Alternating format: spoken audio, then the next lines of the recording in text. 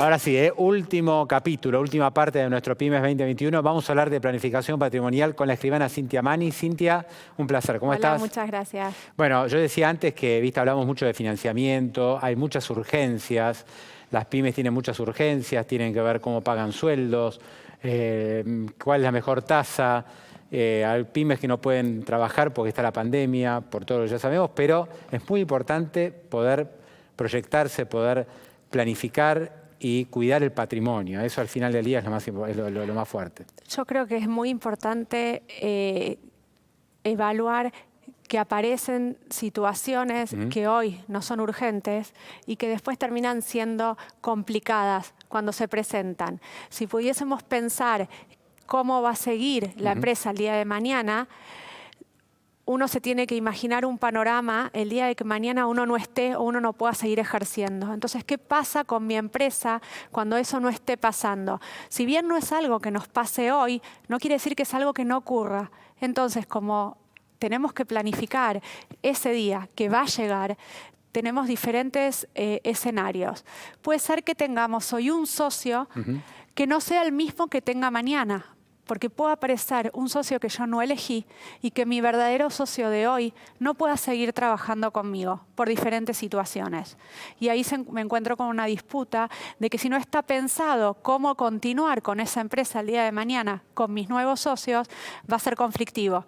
Y puedo caer en que la empresa funda o quede mucha gente sin trabajo. Y después hay dos escenarios muy comunes que se dan en las empresas familiares, donde puedo tener hijos o familiares que quieran seguir con la continuidad de la empresa, donde debo dejar de alguna manera planificado quién va a seguir con la empresa, cómo van a seguir y las formas de incorporación.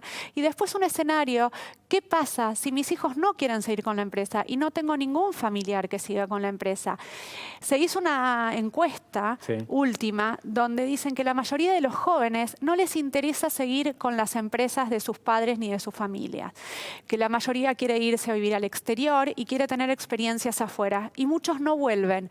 Entonces, sí es una obligación del fundador de la empresa en pensar en la continuidad de esa empresa. Bueno, sabes que todo esto que estás contando, todos estos posibles conflictos, aparece mucho en empresas grandes que por ahí cotizan en bolsa, entonces están obligadas a tener un código de gobierno societarios, tienen que disponer de antemano, porque claro, si vos sos inversor, te tiene que decir la empresa cómo hago si falta un ejecutivo o un familiar.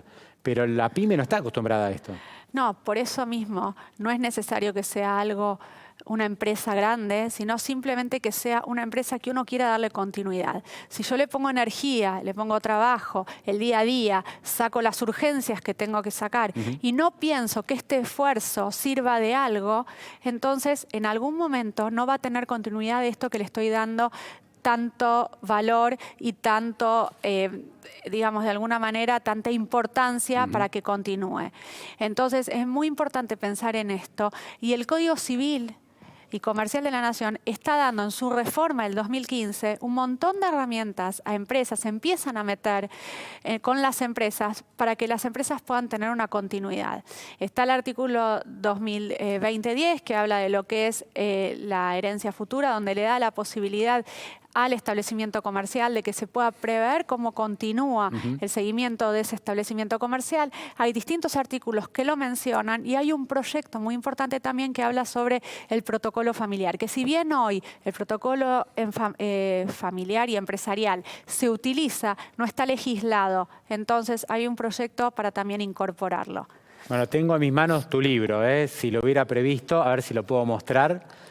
Ahí está, si lo hubiera previsto, el libro de Cintia Mani, que justamente enfoca mucho tipo de conflictos que se producen a nivel familiar, pero también a nivel societario. Hay uno de los capítulos que creo que más impacto tuvo, que es el de 3 amigos que por una circunstancia, bueno, tienen una situación bastante especial y no se puede continuar la empresa de estos 3 amigos de la infancia y todo lo que viene después. Estos 3 amigos empiezan de a poco, de chicos, a empezar un negocio que se fue expandiendo y fueron adquiriendo más propiedades a medida que iban creciendo. Y ellos iban creciendo y sus familias se fueron casando y fueron teniendo hijos.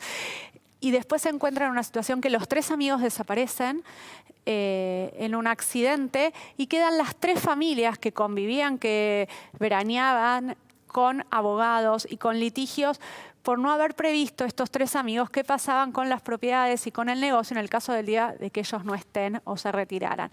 Y la verdad que lo que yo trato de hacer trato de transmitir es que empecemos a reflexionar que si bien no es una urgencia, porque todos tenemos otras urgencias en el día a día, tarde o temprano estas cosas pasan. Entonces, a veces nos sacan el sueño, a veces escuchamos historias de otros. Empecemos a tomar un poco de conciencia en qué podemos hacer para evitarle un conflicto también a la gente que uno quiere. No es solamente en resguardar el patrimonio, sino que le evitamos conflicto a los demás, pudiendo hacer una buena planificación. Y aparte, Cintia, esto no tiene que ser solo un tema de, bueno, si tengo una gran empresa, vale la pena hacerlo, o como decir, si tengo un gran patrimonio, entonces me ocupo de hacerlo.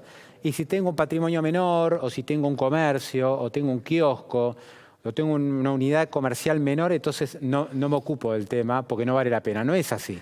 Para cada persona es importante lo que hace. Tenga un garage, claro, tenga una cadena de hoteles o tenga una florería, todo es importante porque todo merece el esfuerzo que uno hace para que pueda tener una continuidad o por lo menos que pueda avalar lo que cada uno le puso. Ahora, por tu trabajo, Cintia, vos notás que la gente se resiste, es decir, que el mismo emprendedor o empresario son temas que tratan de no tocarse en una mesa familiar o mismo con un socio que en realidad en general es un amigo. Hay un denominador común que uno cree que si las cosas están bien, mejor no hablarla.